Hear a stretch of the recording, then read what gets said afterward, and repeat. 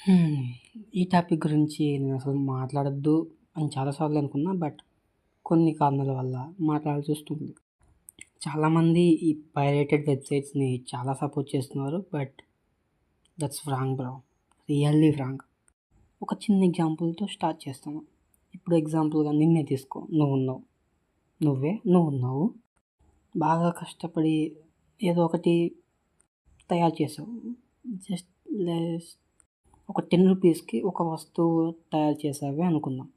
దాన్ని నువ్వు మార్కెట్‌లోకి పంపించావు. నువ్వు మార్కెట్‌లోకి పంపించాక నీకు తెలియకోకుండా దాన్ని ఒకడు ఫ్రీగానో లేదా హాఫ్ అమౌంట్‌కో ఇస్తున్నాడు.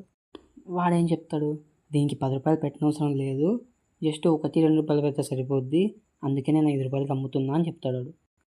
బట్ కొనుక్కున్న వాళ్ళకి తెలియనిదేందంటే ఈ దొంగగా అమ్ముతున్న వాడికి దాని నుంచి కూడా డబ్బులొస్తాయి.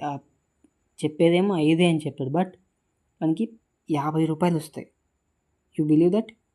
సేమ్ ఇది కూడా ఈ పైరేటెడ్ సైట్స్ నుంచి జరిగేది ఇదే.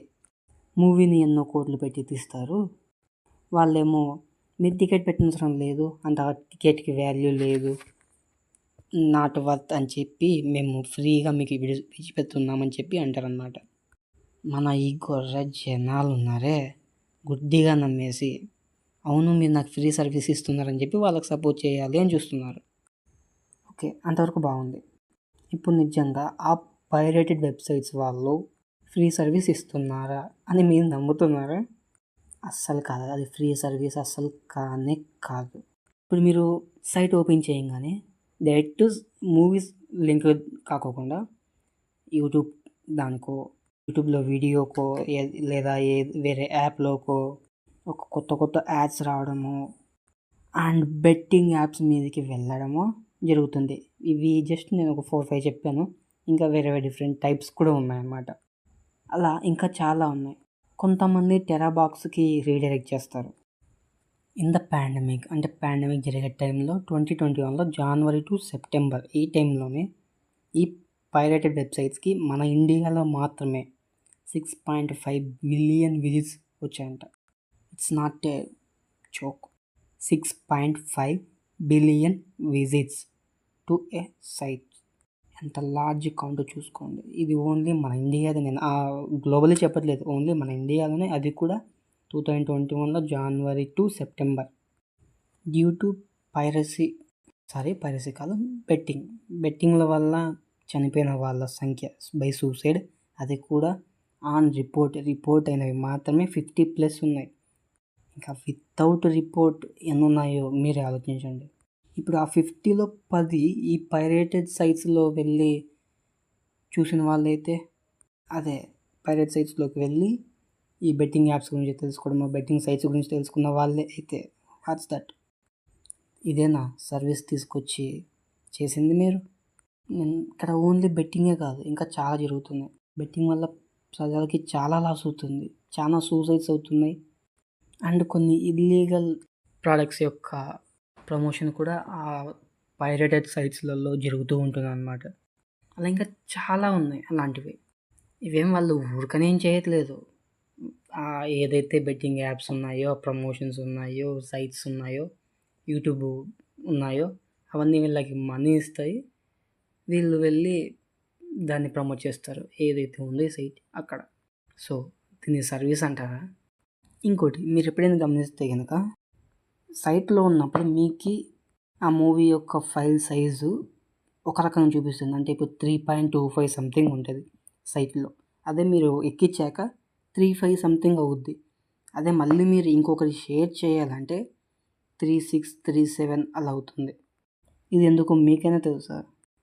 ఇలా షో చేయడానికి 2 రీజన్స్ ఉన్నాయి. ఒకటి మొబైల్ టు మొబైల్ చేంజ్ అవ్వడం వల్ల ఆ డేటా షో చేసే పర్సెప్షన్ కూడా మారుద్దనమాట. అంటే కొన్ని మొబైల్స్‌లో కొన్ని డెసిమల్ పాయింట్స్ వేరేలా షో చేస్తాయి.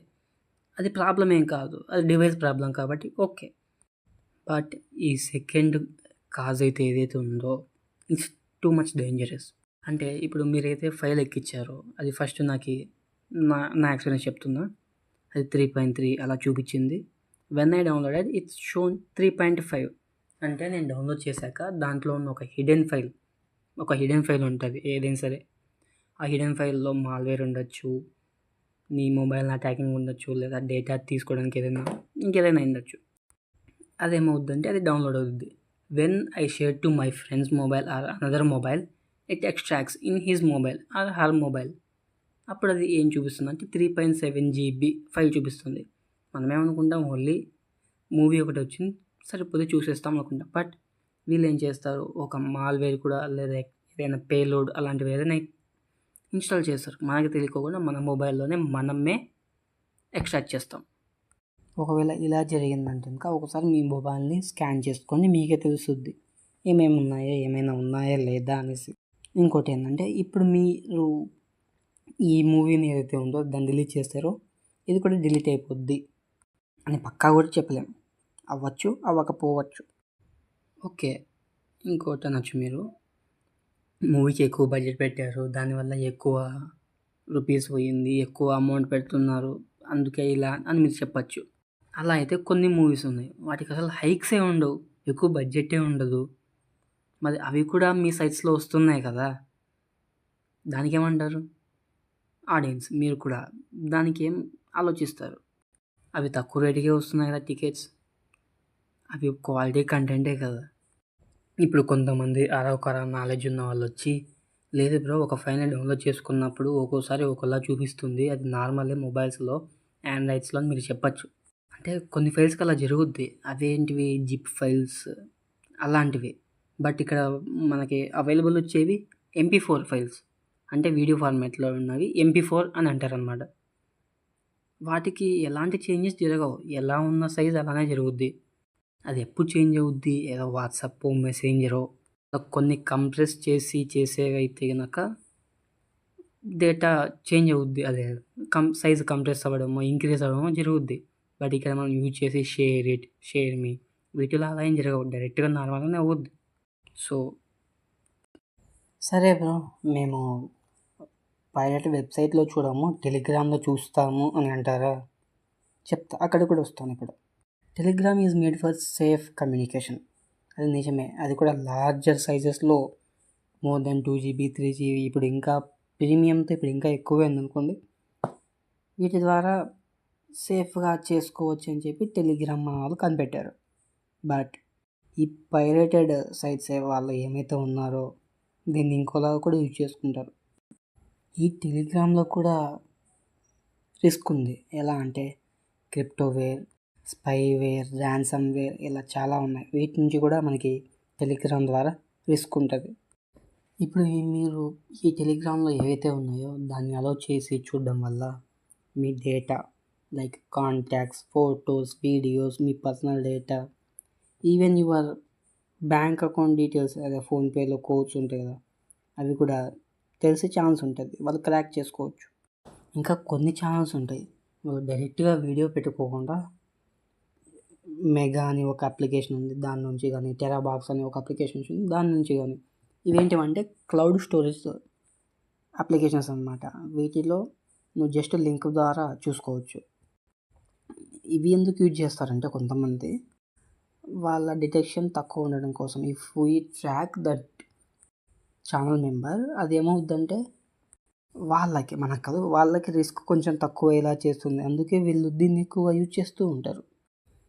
కానీ దీని నుంచి కూడా యాడ్వేర్, ఫిషింగ్ ఇలాంటివి చాలా జరుగుతూ ఉంటాయి. అండ్ ఆ తర్వాత ఇప్పుడు కొత్తగా నడుస్తున్నది ఏంటంటే ఇన్స్టాలో వీడియోస్, అదే రీల్స్ ద్వారా సినిమాని చూపించడం.